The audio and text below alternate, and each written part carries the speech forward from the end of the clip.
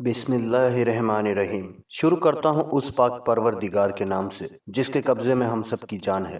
گلابی پوئٹری کے معزز دوستو، میں ہوں رانا خالد اور گلابی پوئٹری کے تمام دیکھنے اور سننے والوں کو السلام علیکم۔ ناظرین گرامی، آج آپ کے لیے حضرت خالد بن ولید رضی اللہ تعالی عنہ کی سیریز کی یہ 30ویں ویڈیو لے کر حاضر ہوں۔ امید ہے یہ ویڈیو آپ کو بہت پسند آئے گی، تو چلیے شروع کرتے ہیں۔ دونوں شہ سوار مدینے سے دور نکل گئے تو سورج غروب ہو گیا۔ اگلے دن کا سورج طلوع ہوا تو حضرت علی رضی اللہ تعالی عنہ اور حضرت زبیر رضی اللہ تعالی عنہ کے گھوڑے مدینے میں داخل ہوئے۔ ان کے درمیان ایک اونٹنی تھی جس پر ایک عورت سوار تھی۔ مدینے کے کئی لوگوں نے اس عورت کو پہچان لیا، اسے رسول کریم صلی اللہ علیہ وسلم کے پاس لے گئے۔ اس کے بالوں سے جو پیغام نکالا گیا تھا وہ حضور صلی اللہ علیہ وسلم کے حوالے کیا گیا۔ آپ صلی اللہ علیہ وسلم نے پیغام پڑھا تو چہرہ لال ہو گیا۔ یہ بڑا ہی خطرناک پیغام تھا۔ اس عورت نے اقبال جرم کر لیا اور پیغام دینے والے یہودی کا نام بھی بتا دیا۔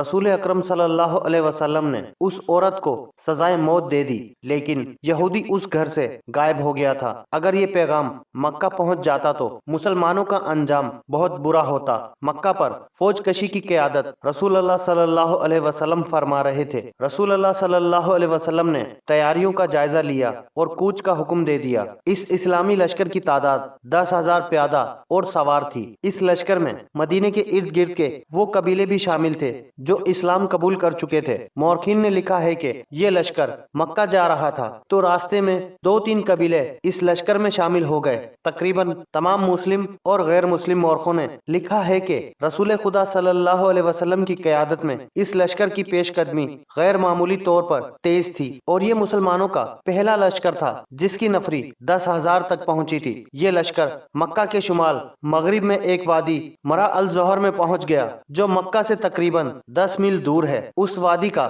ایک حصہ وادی فاطمہ کہلاتا ہے۔ رسول اکرم صلی اللہ علیہ وسلم اس مقصد میں کامیاب ہو چکے تھے کہ اہل مکہ کو اسلامی لشکر کی آمد کی اطلاع نہ ہو۔ اب خبر ہو بھی جاتی تو کوئی فرق نہیں پڑتا تھا۔ اب قریش دوسرے قبیلوں کو مدد کے لیے بلانے نہیں جا سکتے تھے۔ رسول اکرم صلی اللہ علیہ وسلم نے کسی نہ کسی بہروپ میں اپنے آدمی مکہ کے قریب گرد و نو میں بھیج دیے تھے۔ تھوڑی دیر آرام کر کے اسلامی لشکر مکہ کی طرف چل پڑا۔ جافا ایک مقام ہے جہاں لشکر کا ہر اول دستہ پہنچا تو مکہ کی طرف سے چھوٹا سا ایک قافلہ آتا دکھائی دیا۔ اسے قریب آنے دیا گیا۔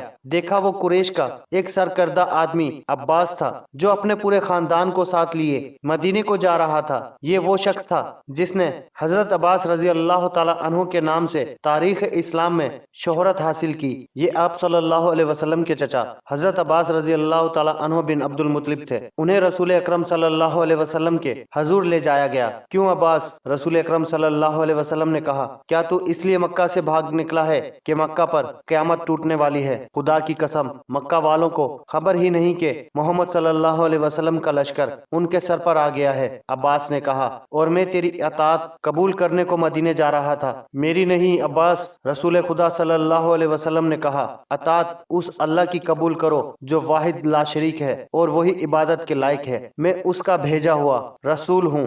حضرت عباس رضی اللہ تعالی عنہ نے اسلام قبول کر لیا۔ رسول کریم صلی اللہ علیہ وسلم نے انہیں گلے لگا لیا۔ نوٹ کیجئے گا، حضرت عباس بن عبد المطلب رضی اللہ تعالی عنہ آپ صلی اللہ علیہ وسلم سے تقریباً 3 سال بڑے تھے اور آپ صلی اللہ علیہ وسلم بچپن میں ان کے ساتھ کھیلا کرتے تھے۔ حضرت عباس بن عبد المطلب رضی اللہ تعالی عنہ کے قبول اسلام کے وقت کے حوالے سے اختلاف پایا جاتا ہے۔ مشہور قول یہ ہے کہ آپ غزوہ خیبر کے بعد اسلام قبول کر چکے تھے اور حضور صلی اللہ علیہ وسلم کی ہدایت پر ہی اب تک مکہ میں مقیم تھے۔ آپ صلی اللہ علیہ وسلم کو مسرت اس سے ہوئی کہ اہل قریش مکہ میں بے فکر اور بے غم بیٹھے تھے۔ حضرت عباس رضی اللہ تعالی عنہ نے جب یہ صورتحال دیکھی تو انہوں نے رسول اللہ صلی اللہ علیہ وسلم سے کہا کہ اہل قریش آخر ہمارا اپنا خون ہے۔ 10,000 کے اس لشکر کے قدموں میں قریش کے بچے اور عورتیں بھی کچلی جائیں گی۔ عباس رضی اللہ تعالی عنہ نے رسول اللہ صلی اللہ علیہ وسلم کو یہ بھی بتایا کہ قریش میں اسلام کی قبولیت کی ایک لہر پیدا ہو گئی ہے، کیا یہ مناسب نہ ہوگا کہ انہیں صلح کا ایک اور موقع دیا جائے؟ رسول اکرم صلی اللہ علیہ وسلم वसल्लम ने हजरत अब्बास रजी अल्लाह ताला अन्हो से कहा कि वो ही मक्का जाएं और अबू सुफियान से कहें कि मुसलमान मक्का पर कब्जा करने आ रहे हैं। अगर अहले मक्का ने मुकाबला किया तो किसी को जिंदा नहीं छोड़ा जाएगा। मक्का शहर मुसलमानों के हवाले कर दिया जाए। रसूल अकरम सल्लल्लाहु अलैहि वसल्लम ने हजरत अब्बास रजी अल्लाह ताला अन्हो को न सिर्फ मक्का जाने की इजाजत दी बल्कि उन्हें अपना खंजर भी दिया जो आप सल्लल्लाहु अलैहि वसल्लम घोड़े के अलावा अपने साथ रखते थे। अबू सुफियान मदीने से जो तासुर लेकर गया था वो उसके लिए बड़ा ही डरावना और खतरनाक था। वो तजुर्बेकार आदमी था। वो मुसलमानों की शुजाअत और अज़म की पुख्तगी से भी वाकिफ था।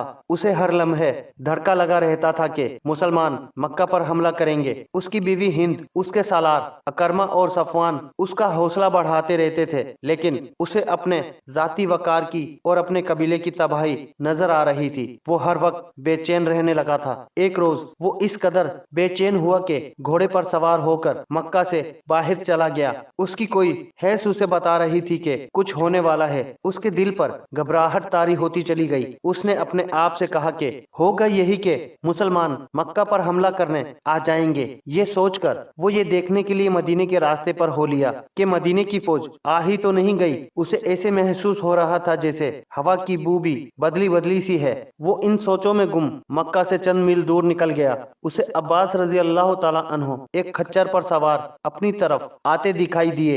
वो रुक गया। अब्बास, उसने पूछा, क्या तुम अपने पूरे खानदान के साथ नहीं गए थे? वापस क्यों आ गए हो? मेरे खानदान की मत पूछ अबू सुफियान। हजरत अब्बास रजी अल्लाह ताला अन्हो ने कहा, मुसलमानों के 10,000 प्यादों, घोड़सवारों और शितर सवारों का लश्कर मक्का के इतने करीब पहुंच चुका है जहां से छोड़े हुए तीर मक्का के दरवाजों में लग सकते हैं। क्या तू मक्का को इस लश्कर से बचा सकता है? किसी को मदद के लिए बुला सकता है? सुलह का मुआहिदा तेरे सालारों ने तोड़ा है। मोहम्मद सल्लल्लाहु अलैहि वसल्लम, जिसे मैं अल्लाह का रसूल मान चुका हूँ, सबसे पहले तुझे कत्ल करेगा। अगर तू मेरे साथ रसूल अल्लाह सल्लल्लाहु अलैहि वसल्लम के पास चले तो मैं तेरी जान बचा सकता हूँ। खुदा की कसम, मैं जानता था मुझ पर यह वक्त भी आएगा।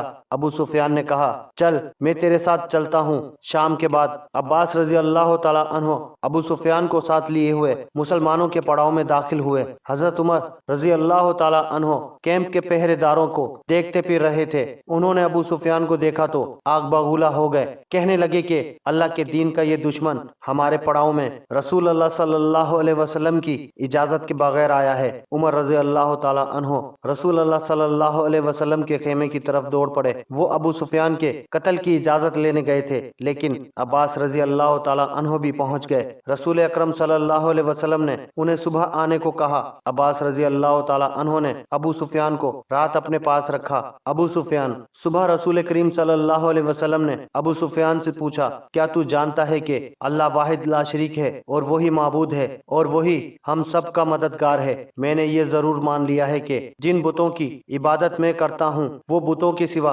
कुछ भी नहीं। अबू सुफियान ने कहा, वो मेरी कोई मदद नहीं कर सकते, फिर ये क्यों नहीं मान लेता कि मैं उस अल्लाह का रसूल हूँ जो माबूद है? रसूल करीम सल्लल्लाहु अलैहि वसल्लम ने पूछा, मैं शायद ये ना मानूं कि तुम अल्लाह के रसूल हो। अबू सुफियान हारी हुई सी आवाज में बोला।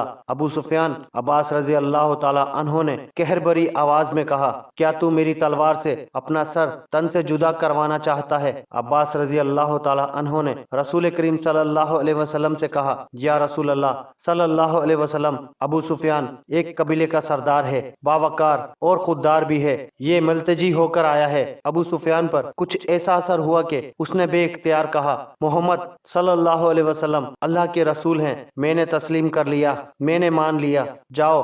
रसूल करीम सल्लल्लाहु अलैहि वसल्लम ने कहा, मक्का में ऐलान कर दो कि मक्का के वो लोग मुसलमानों की तलवारों से महफूज रहेंगे जो अबू सुफियान के घर में दाखिल हो जाएंगे, और वो लोग महफूज रहेंगे जो मस्जिद में दाखिल हो जाएंगे, और वो लोग महफूज रहेंगे जो अपने दरवाजे बंद करके अपने घरों में रहेंगे। अबू सुफियान उसी वक्त मक्का को रवाना हो गए और रसूल अकरम सल्लल्लाहु अलैहि वसल्लम ने साहबा कराम रजी अल्लाह ताला अन्हो के साथ इस मसले पर तबादला ख्याल शुरू कर दिया कि मक्का में अकरमा और सफान जैसे माहिर और दिलेर सालार मौजूद हैं। वो मुकाबला किए बगैर मक्का पर कब्जा नहीं होने देंगे। ऊंट बहुत तेज दौड़ा चला आ रहा था।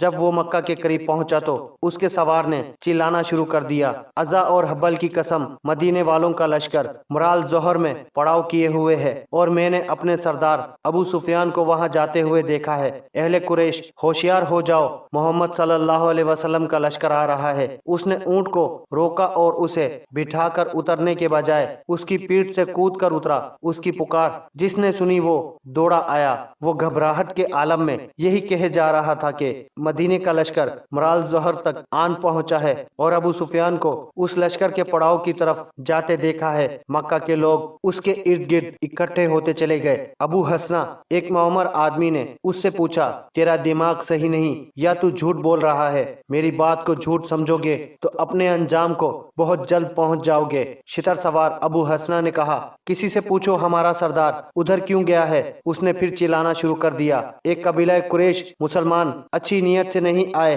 ابو حسنہ کا واویلا مکہ کی گلیوں سے ہوتا ہوا ابو سفیان کی بیوی ہند کے کانوں تک پہنچا۔ وہ آگ بگولا ہو کے باہر آئی اور اس ہجوم کو چیرنے لگی جس نے ابو حسنہ کو گھیر رکھا تھا۔ اس نے ابو حسنہ کا گریبان پکڑ کر کہا، میری تلوار محمد صلی اللہ علیہ وسلم کے خون کی پیاسی ہے، تو میری تلوار سے اپنی گردن کٹوانے کیوں آ گیا ہے؟ کیا تو نہیں جانتا کہ جس پر تو جھوٹا الزام تھوپ رہا ہے وہ میرا شوہر اور قبیلے کا سردار ہے؟ اپنی تلوار گھر سے لے آ خاتون۔ ابو حسنہ نے کہا، لیکن تیرا شوہر آ جائے تو اس سے پوچھنا کہ وہ کہاں سے آیا ہے، اور تو کہتا ہے کہ محمد صلی اللہ علیہ وسلم لشکر لے کر آیا ہے۔ ہند نے پوچھا، خدا کی قسم، ابو حسنہ نے کہا، میں وہ کہتا ہوں جو میں نے دیکھا ہے۔ اگر تو سچ کہتا ہے تو مسلمانوں کو موت ادھر لے آئی ہے۔ ہند نے کہا، ابو سفیان واپس آ رہے تھے۔ اہل مکہ ایک میدان میں جمع ہو چکے تھے۔ رسول کریم صلی اللہ علیہ وسلم کی پیش قدمی اب راز نہیں رہ گئی تھی، لیکن اب کوئی فرق نہیں پڑتا تھا۔ اہل قریش اب کسی کو مدد کے لیے نہیں بلا سکتے تھے۔ ابو سفیان آ رہے تھے، لوگوں پر خاموشی طاری ہو گئی۔ ابو سفیان کی بیوی ہند لوگوں کو دائیں بائیں دھکیلتی آگے چلی گئی۔ اس کے چہرے پر غضب اور قہر تھا اور اس کی آنکھوں سے جیسے شعلے نکل رہے تھے۔ ابو سفیان نے لوگوں کے سامنے آ کر گھوڑا روکا۔ انہوں نے اپنی بیوی کی طرف توجہ نہ دی۔ اہل قریش ابو سفیان نے بلند آواز سے کہا، پہلے میری بات ٹھنڈے دل سے سن لینا، پھر کوئی اور بات کہنا۔ میں تمہارا سردار ہوں، مجھے تمہارا وقار عزیز ہے۔ محمد صلی اللہ علیہ وسلم اتنا زیادہ لشکر لے کر آیا ہے جس کے مقابلے میں تم قتل ہونے کے سوا کچھ نہیں کر سکتے۔ اپنی عورتوں کو بچاؤ، اپنے بچوں کو بچاؤ، قبول کر لو اس حقیقت کو جو تمہارے سر پر آ گئی ہے۔ تمہارے لیے بھاگ جانے کا بھی کوئی راستہ نہیں رہا۔ ہمیں یہ بتا ہمارے سردار، ہم کیا کریں؟ لوگوں میں سے کسی کی آواز آئی، محمد صلی اللہ علیہ وسلم کی اطاعت قبول کر لینے کے سوا اور کوئی راستہ نہیں۔ ابو سفیان نے کہا، خدا کی قسم، مسلمان ہمیں پھر بھی نہیں بخشیں گے۔ ایک اور آواز اٹھی، وہ اپنے مقتولوں کا بدلہ لیں گے، وہ سب سے پہلے تمہیں قتل کریں گے۔ احد میں تمہاری بیوی نے ان کی لاشوں کو چیرا پھاڑا تھا۔ ہند الگ کھڑی